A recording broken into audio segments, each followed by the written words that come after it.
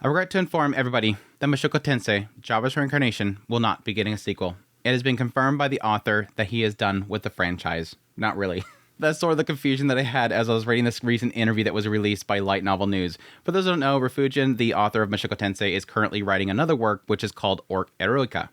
And after the release of Volume 7, he did an interview with Light Novel News. And I read through this, and at some point I had a massive, massive shock. And it specifically comes at this particular point in the interview, where he's asked, in the afterword of Volume 2 of Orc Eroica, you mentioned how Mushoku Tensei was taking up so much time that it was hard for you to work on other things. Now that the book version is finished, has the situation changed? He says, yes, Mushoku Tensei is complete, and there won't be a sequel. Shock.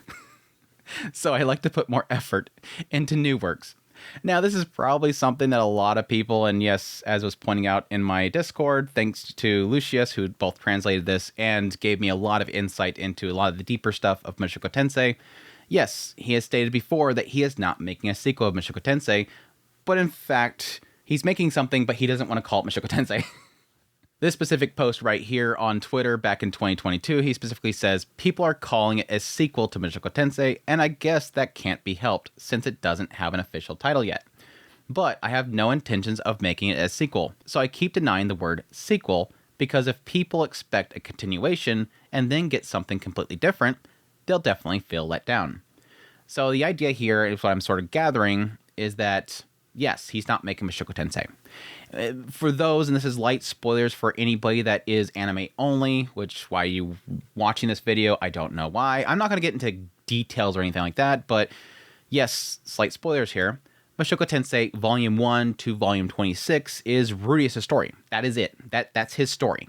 And I think the idea here is that if he does do a sequel, it won't be Mushoku Tensei because it's probably going to cover somebody else. It's probably going to be somebody else's story in there.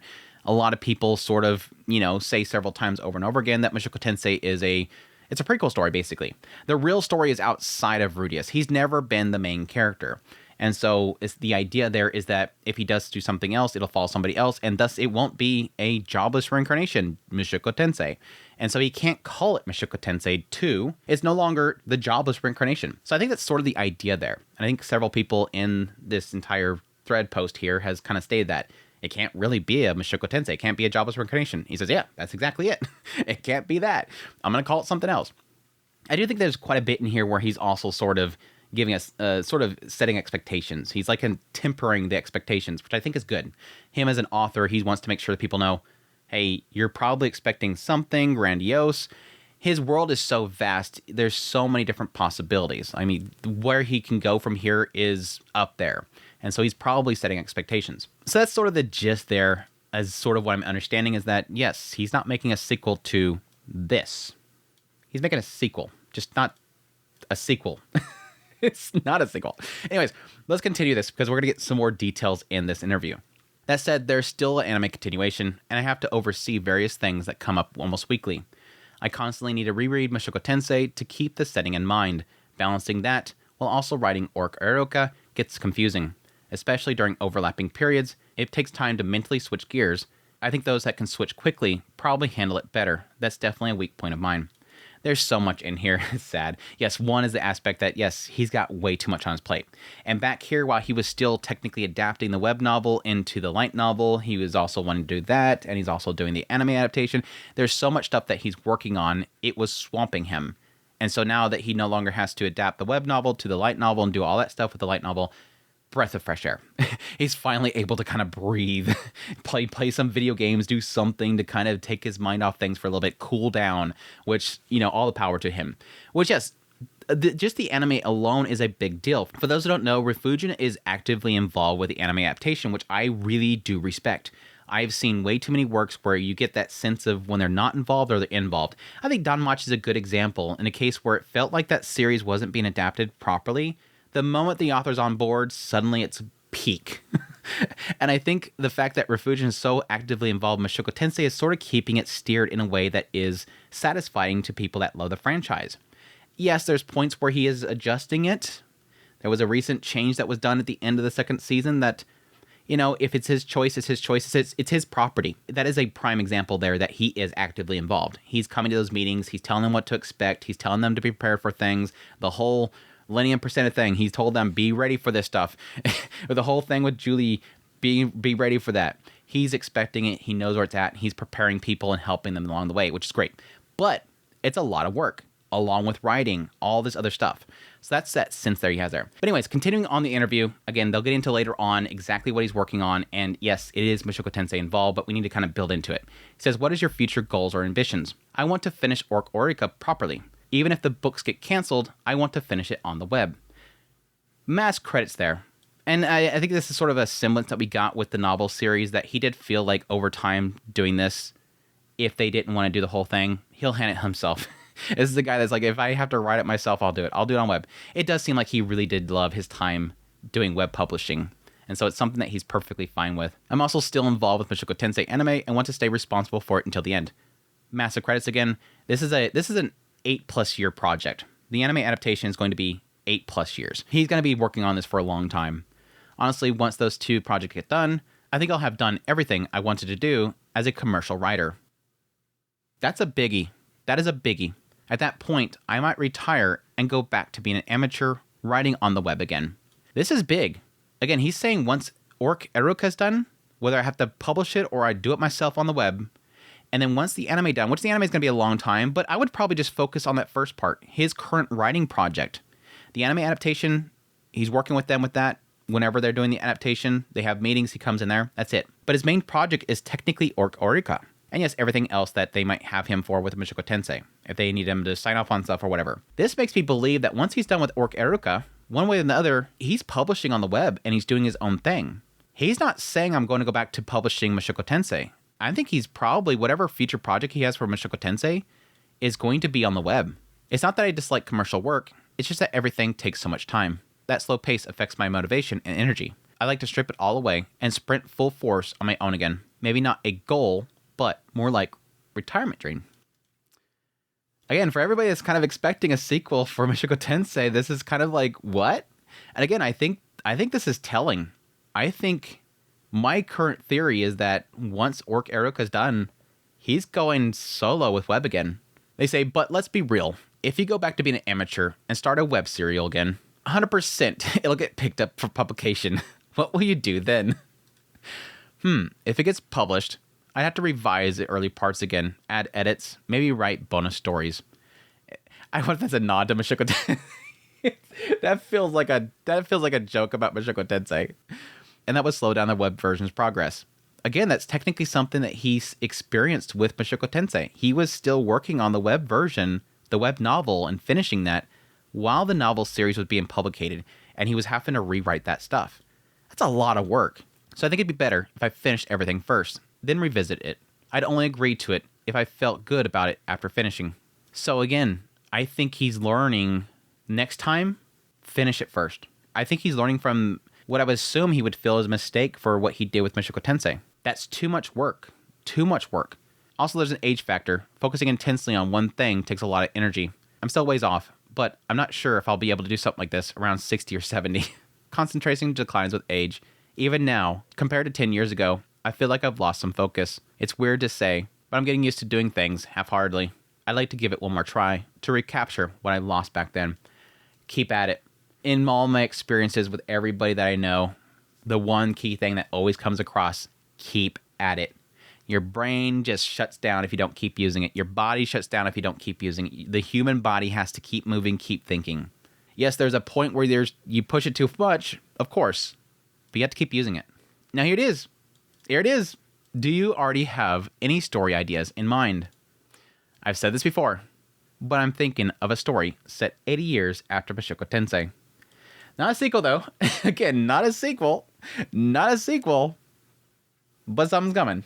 Something's coming. And yeah, this is, again, one of those things that I personally was not keyed in on because as I was reading the novel series, I kept a full-on blackout. I didn't want to read anything on news, what people were saying about the series, what's the future. My mindset early on in the series is, you don't even know if, like, entire existence gets erased. I don't want to know. But it does seem like a lot of people have their speculations. And he's mentioned several times before about doing stories for certain characters. And again, I think with no matter what it is, it will not involve Rudius, and it won't be a jobless reincarnation, and so it can't be called that. So for most people, the expectation was already there. And again, he said it before, it's coming. But like I said earlier, I think he's going to web publish it. I think everything in this kind of lines up that he's going to web publish whatever he's going to do next, which I think is a good thing. It allows him to do his own story off the side. He's able to build it up, as he said, finish it, do the entire thing to full, and then if, yes, it gets picked up, finish, then publish. Finish, then publish. Anyhow, the rest of the interview was sort of interesting, and it really does kind of paint sort of what he's learned from writing Orc Eruka and how he may possibly apply it to his next project, which would be, again, a sequel. Not a sequel. Sorry, not a sequel. Another thing of Mushoku Tensei. They point out that he's on his 12th year now. Looking back, how does it feel from then to now? It feels like time has just flown by. Honestly, my lifestyle hasn't changed that much from 10 years ago. Ever since I was posting on Naru, my daily life was just waking up, writing novels, playing games, eating, and going to bed. It's the life. And now, it's still pretty much the same. Of course, over these 10 years, my environment has changed, and I have more responsibilities now. But the fundamentals remain. That said, writing novels as a job and earning money from it eliminated the vague sense of anxiety I used to have. If there was one thing that changed, it's my perception of what it means to be a writer. Yeah, that's probably the big key thing there. It's like, for me personally, doing what I do, it's like, yeah, it's fun. I like doing what I basically have the same rotation as he does, but it's the point in which you could hopefully have enough money that those anxieties are gone. How's that perception change specifically? This applies to manga artists as well, but I used to think of writers as mysterious, unknowable people. But once I started working professionally and met other writers around the same time, I realized they weren't that different from myself. Their way of thinking, too, more than I expected. They're just regular people writing novels. And that's how my perception shifted. And I love the fact that he's so positive on this stuff. That's one of the main things that I love so much about Rifujin is not just his story, which is all about positivity and, hope for those that are discarded from society or the worst of society that feel they have no second chance. But more so the idea that he's always encouraging other writers, do what I did. You like my stories? Go write something. Go write something. If you have something, go write it. Because that's sort of his mentality. From the point that he became successful, it was purely on the idea that he had this idea, and then he's seen Remonster and how it was in this web novel, and he's like, it's that easy? Okay. Oh, it worked. It's that shock of like, I just threw it on there and people loved it. Write something. He's such a positive person. Returning to your reflection over the past 10 years, how did you feel about Mushoku Tensei becoming such a big hit? Though a tough question, honestly, when I first started writing on Naru, I didn't even understand what it meant to rank. At first, I thought it was normal to get on the rankings just because there weren't that many new works being posted. Eventually I realized, wait, this is kind of a big deal. As for commercial success, I truly feel the power of the publisher. No matter how interesting a story is, it won't sell if the promotion isn't good. The manga adaptation, spin-offs, and the high-quality anime, all of those things helped. Yep, technically yes. And there's this idea of sort of seeing from Rifujin's perspective how things evolved. Again, I've seen this book. It was being published on the web novels. I posted it there. Okay, now it's on the rankings. That's a big deal. Okay, now I'm getting publication. Okay, here's my publication. Okay, now look all the work they're doing to get the word out for that publication. Okay, now they're doing this advertising. Now we're doing the anime adaptation. Now suddenly the novels are selling like crazy. Like the novels took off when that anime went off. Took off. We're selling like crazy. He's seeing the power of the work that they were doing to get that work out there. I did my part as much as I could, but from my perspective, the series grew bigger on its own. I think it's a multitude of things. It's a multitude of things, and I'm super happy for him. When writing Orc Eruka, did you intentionally use the same or different approaches compared to Mushoku Tensei? This is an interesting insight. This is one of the things that I kind of grabbed out of all the Orc Eruka stuff. It seems specifically how he's evolving his writing style, which could, again, apply back to anything he does with Mushoku Tensei. Now, granted, yes, he's still doing the redundancy. You're kind of seeing it there probably. But I think it'll matter more when he starts to weave a whole new story.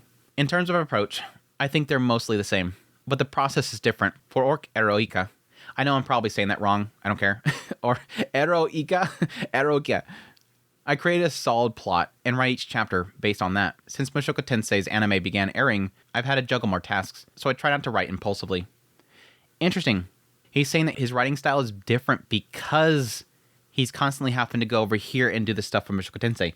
As he mentioned earlier, because I'm having to reread Mushoku Tensei, remind myself exactly all that happens in each segment as they're adapting it, refreshing myself on the setting at the time, I'm constantly being pulled away and just having to absorb what I've already wrote to make sure I'm on point.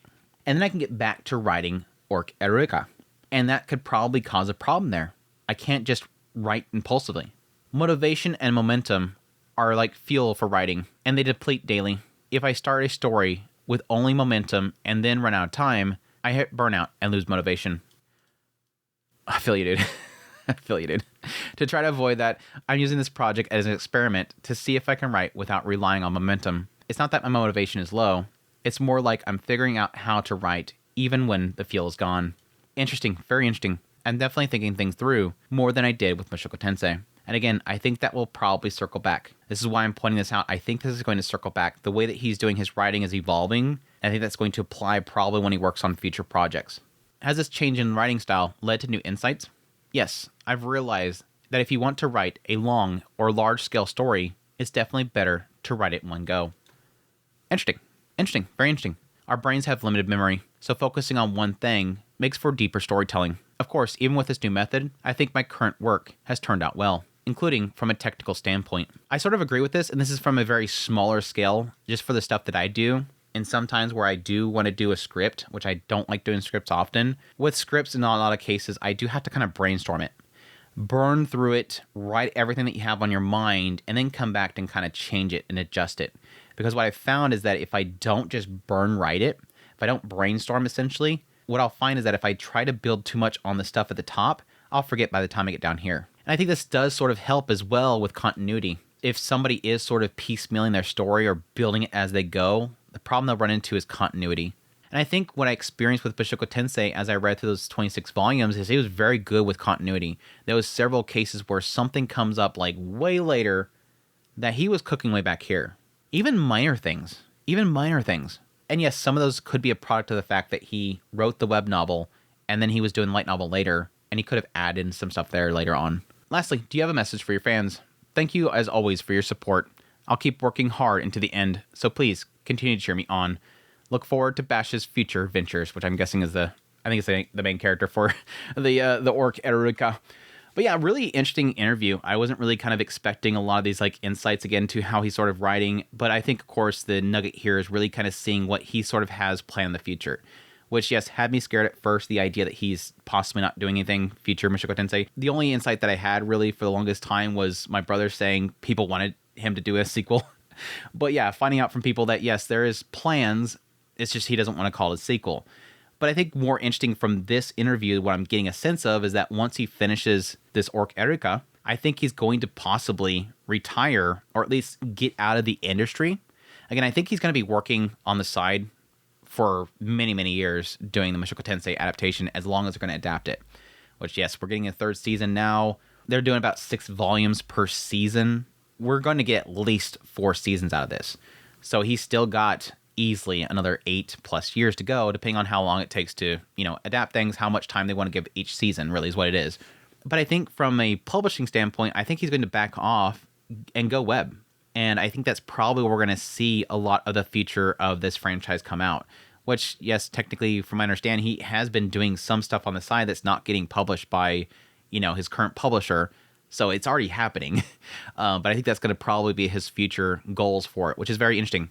And again, a lot of stuff that I'm personally myself learning just now that I'm sure a lot of the big Mushoku Tensei fans have already known. But it's some interesting stuff. So hopefully those that are not in the know will find this video informative. But anyhow, hope you guys enjoyed this video. As always, if you did, hit the like button down below. If you want to support this content, become a member of the channel. But until next time, y'all take care.